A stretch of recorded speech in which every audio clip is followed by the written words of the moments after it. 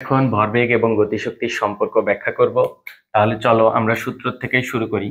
ভরবেগের সূত্র থেকে আমরা জানি ভরবেগ P ইকুয়ালস টু mv, অর্থাৎ ভর এবং বেগের গুণফলকে ভরবেগ বলা হয়। এবং গতিশক্তি EK ইকুয়ালস টু আমরা জানি হাফ mv স্কয়ার। চলো আমরা গতিশক্তির থেকে এখন ভরবেগের ফর্মুলা দেখার চেষ্টা করি। এখন EK equals to half mv square.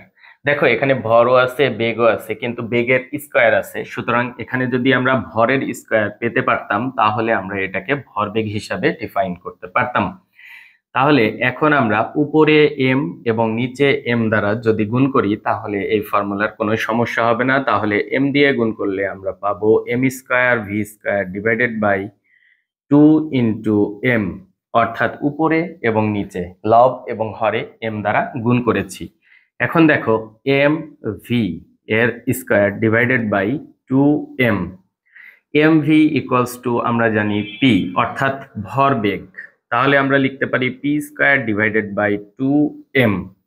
এখন এখান থেকে আমরা বলতে পারি যে 1 divided by 2m into p square, এবং এটা হচ্ছে EK, অর্থাৎ ভরবেগ এবং গতিশক্তির সম্পর্ক যদি আমরা ব্যাখ্যা করতে চাই তাহলে EK equals to p square divided by 2m।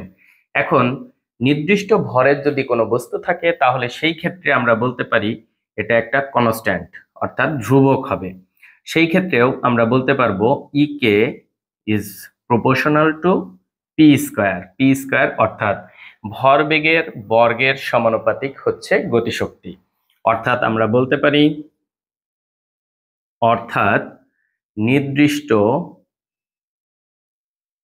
নির্দিষ্ট ভরের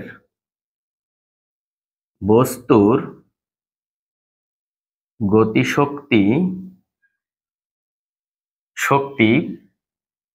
ভরবেগের বর্গের সমানুপাতিক। তাহলে এটাই হচ্ছে আমাদের ভরবেগ এবং গতিশক্তির মধ্যকার সম্পর্ক। ধন্যবাদ সকলকে।